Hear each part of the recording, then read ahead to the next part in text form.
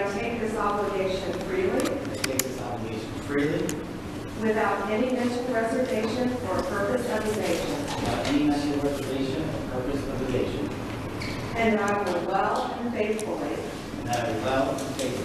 discharge the duties of the office on which I am about to enter. So help me God.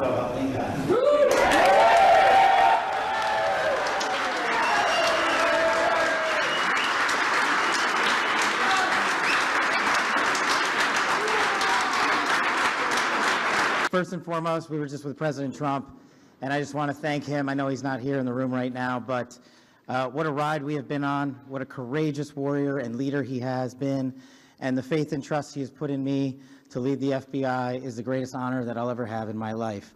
And to General Bondi, that sounds pretty freaking cool.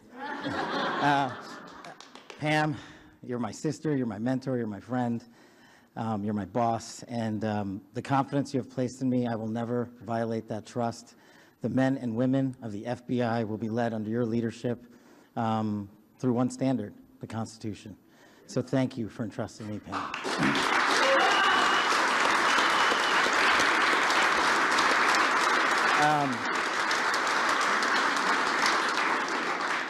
Oh man, this is effing crazy. So obviously you don't get here alone. You know, I'm here because of God. I'm here because of my family, and I'm here because of my friends, and you're literally in this room because you made it happen. My sister, Nisha, and my nephew, Aryan, flew in from London just to be here. My beautiful girlfriend, Alexis, is here. Yes, I agree. My aunts and uncles are here. They've come from all over the country. I am living the American dream. And anyone that thinks the American dream is dead, just look right here. You're talking to a first-generation Indian kid who's about to lead the law enforcement community, the greatest nation on God's green earth. That can't happen anywhere else.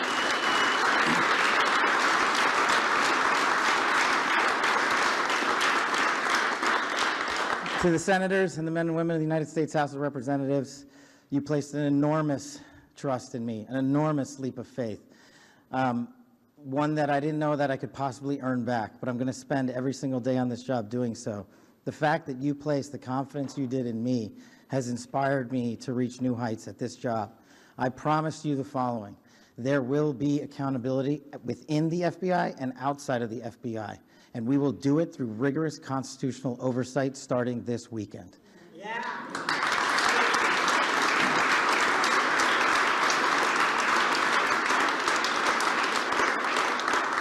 This is great. We all used to live in the same freaking house. Yeah, I don't have any prepared remarks. I wish I could go around the room and, you know, tell the story about how each and every one of you have magically touched my life to put me in this position. What a roller coaster ride it has been. I do know this. We are in this room together because you guys have a love of country that is truly inspirational, and it bleeds out everywhere we go. And if you look around this room, you see civil servants, you see warriors, you see attorneys, you see great husbands and fathers and mothers and wives. And we're fighting for the same thing, our future, our children, this guy. And there is no greater mission. I wish I had more words to thank every single one of you, but every time I look at every single one of you, you guys know the stories you can't tell. More importantly, the ones you can. You know, this is, Pam and I were just talking in the back, and we were like, do you believe this? Like, you know, we were on the campaign trail together. We were attorneys in the first administration together. Now we're here. She's the Attorney General. I'm the director of the FBI. Like, this is insane. And I don't really fully believe it yet. I hope to. But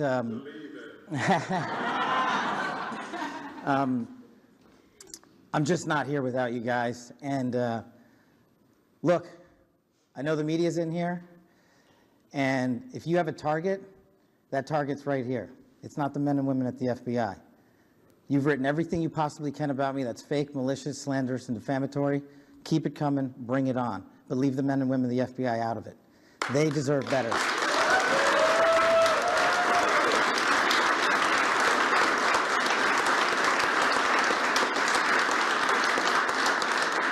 And for those of you who think that there's going to be a two-tier system of justice, not with Attorney General Bondi. There's a singular system of justice for all Americans, and there will be accountability.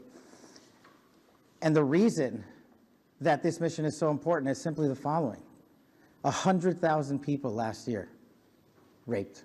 100,000 people died of CCP fentanyl overdose and heroin. 17,000 homicides. Violent crime is out of control.